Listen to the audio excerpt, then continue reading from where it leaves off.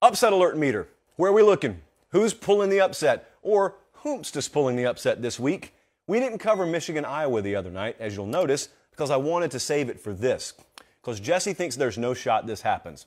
Producer Jesse and I have been back and forth all week about this, and he sends me a little research packet before every show, and he gave this a 2 on a scale of 1 to 10. A 2 on the upset alert meter. I am giving it a 7 because I know how these things tend to go, especially it's the first time you're out on the road if you're Michigan. Iowa is giving up 5.8 points per game, which is, it's a good number for a baseball team, to be honest with you. It's a great number for a football team.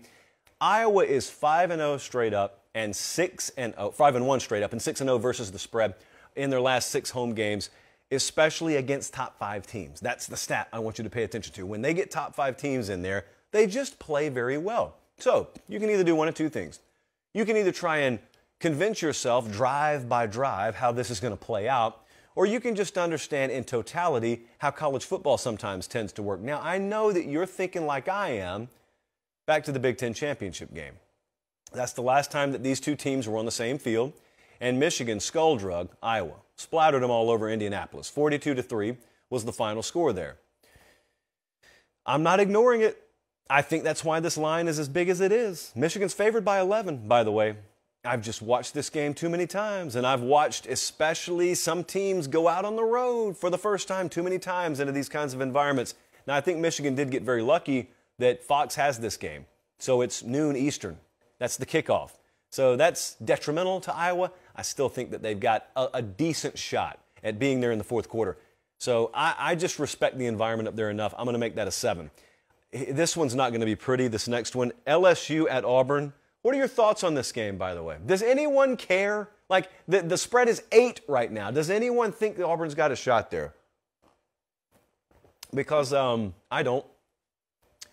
So I'm going to put the upset alert at 3. I just don't see it.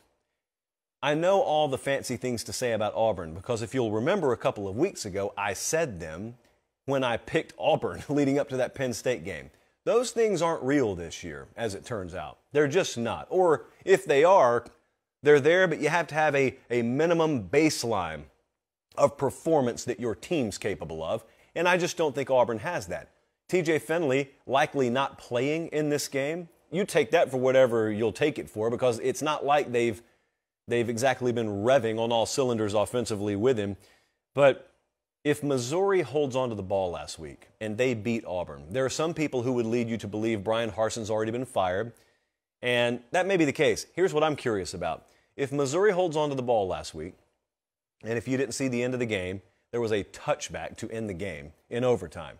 So Missouri is a yard away. If the dude just holds on to the ball as he extends it, game's over. So anyway, that turned out the way it turned out. What I want to know is if they score that touchdown, if they win, what is this line? I think this line would be LSU minus double digits. And I think that's dumb because to me there's no difference in the Auburn team that we'll see this week, whether they lost last week or not. And so I'm looking at this thing, and I'm not quite going to put money on LSU, but boy, I'm thinking about LSU, and I'm asking myself, how many points do they need to win? I think the number could be 20. I think the number could be that low. If you don't allow defensive or special team scoring, and I'm just speaking offensively, if you play Auburn straight up, 20 points may be good enough. I mean, this same team, this same LSU team, held Mississippi State to 16 at home, and that was a pretty impressive feat to me. So this one is not really on my radar. I know it's a single-digit point spread. I'm just telling you, this is as favorable a spot also. Think about LSU. It's as favorable a spot as you could possibly be in given your first SEC West road game. Where else would you rather be? I know it sounds disrespectful, but it's just the way it is. Would you rather go to Bama, A&M, Arkansas, either of the Mississippi schools? No. If you're having to go on the road right now in the SEC West, this is where you want to go. So I think it's a good draw for LSU. I put this one at a 3. One that I'm paying much more attention to, even though the line is bigger, is West Virginia at Texas. I know we said earlier in the week Quinn Ewers looked like he'd be available here, but the later we get in the week, they've continued to split first-team reps, according to Chip Brown over there at Horns 24/7, but it sounded, at least earlier today, like it may be another week before Quinn Ewers is back. And by the way, if that's the case, that would put him making his first start back against Oklahoma instead of West Virginia. Let's keep eyeballs on that. That's a really, really big deal. So with West Virginia coming in here, the line right now is Texas minus 9.5. Texas just had that heartbreaking loss to Texas Tech. West Virginia is on extended rest here because they beat Virginia Tech last Thursday night. That's the first little dynamic edge that West Virginia may have in their favor. The other one is Texas's defense was on the field for 100 plays last week on the road. So not only did they lose, sometimes when you're on the field that many plays, that is abnormal. You don't just press some magic button or jump in some magic cold tub and recuperate physically. Sometimes that stuff lingers.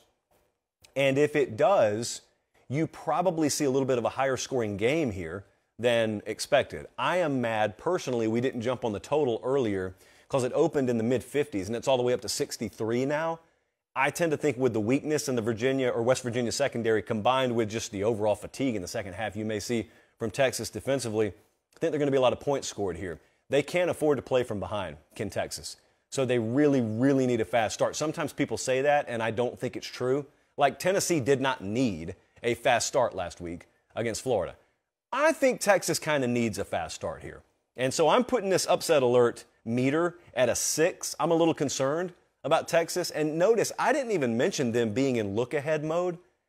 Ironically, I don't think it applies here. I really think their focus is on West Virginia and getting themselves righted. They've already got 2 losses, and this is kind of where you're in limbo. You're on the precipice. You lose this game. You're sub 500 going into Dallas next week. No one wants that. Well, outside of Morgantown, obviously. No one wants that, so I'm going to put it at a 6. I'm nervous about this one for Texas. Confident, but nervous. Let's go to Alabama, Arkansas. We did the full game breakdown the other night. It has its own individual video on the channel, so I'm not breaking the game down. The numbers are always going to lean Alabama in these spots. The point spreads are always going to be big. You can't afford to put out Alabama minus 10. You would get just buried in Alabama money. So that's why these numbers are as big as they are. However, as has been documented several times, you remember the last few times they've gone out on the road. The only time that they've gone out and really hardcore taking care of business, old school Bama style, was at Mississippi State last year. I think it was like 49-9. Other than that, the Florida game, the A&M game, the Auburn game, and then this year the Texas game, all been really close. And those were, at least point spread-wise, inferior teams to Alabama. So I look at it, and I did the prediction earlier this week. We picked Bama to win. We picked Arkansas to cover. This one's at a 4 for me on the upset meter scale. Because as we've seen with Bama, they don't start these games. At least recently, they haven't started these games, and it feels like a hornet's nest, but then they pull away. You can, as it turns out, tell pretty early recently in these games Bama plays on the road whether it's going to be a 4-quarter knife fight or whether they're going to coast. And so I think the first quarter will tell a lot of that tale this Saturday. But also, here's what's going to be the worst. I'm preparing you for this in advance, guys. You know as well as I do, there's someone out there that's predicting Bama blowouts in every one of these games. And they've been wrong plenty in the past year and a half. But when, not if, but when that Bama team finally puts it all together again and they play on the road like we're used to them playing, that guy is going to tell you I told you so. They may be 1-7 in their last 8 predictions, but when that one finally hits, they're going to be there in the comment section. This guy only shows up afterwards, by the way. He never lets you know his prediction ahead of time, but he shows up afterwards. Dude, this was never going to be close. Bama was always going to win and cover this game. Hello, Charlie. Hello, Wayne from Wetumpka. Hello, Larry from Lochapoka. Always showing up in the comments afterwards to tell you about their prediction. Anyway, I'm putting a 4 on this game. I respect the environment up there. The old wounded hog adage is in effect this weekend. I'm going to put a 4 on it. Let's take a look. They got to run the ball better. Arkansas's got to run the ball way better than they did last year against Bama. 2.5 yards per carry is not going to cut it this Saturday. This one's off the radar, but I want to put it on your radar right quick. Oregon State at Utah. There's no wiggle room for Utah. They already lost that Florida game. So if you want to talk about them in the greater playoff picture, which we don't really talk about much this time of year around here, but if you want to, they can't lose. They can still make it if they don't lose again. They can't lose again because they lost to Florida already. Oregon State had a 17-14 game against USC last week. They came up on the short end of that. Dynamics-wise, I think this is a bad spot for Oregon State. Utah is going to be playing in desperation mode the rest of the year. Now, I will tell you, they had a big loss at tight end, did Utah, this past week. Not only did they lose their best tight end, they lost a team captain there. So I don't know if that's going to cost them this week. I'm just saying that's something to keep an eye on. That guy's worth a couple of points in a game. And that's very respectful because most tight ends aren't worth anything on a point spread. So keep an eye on that. But outside of that, I don't like the dynamic spot at all this week. This is the kind of game where even a good team coming off that heartbreaker and going on the road in an environment like this against a desperate team loses 30-13. That's just the kind of spot it is. So I'm going to put it at a 4. I respect Oregon State. We've been on them. I've told you they're the sneakiest, underrated story on the West Coast. I don't like the spot for them this week. So I'm going to put that one at a 4. We didn't go quite as high. I had some 8s and 9s last week, but there was a 7 there for Michigan. There's a 6 there for Texas. So there's some stuff to keep an eye on this week. Guys, thanks for watching Late Kick. Make sure to leave a comment. I love interacting with you. But most of all, please like the video and subscribe to the channel. That's how we keep all of this free.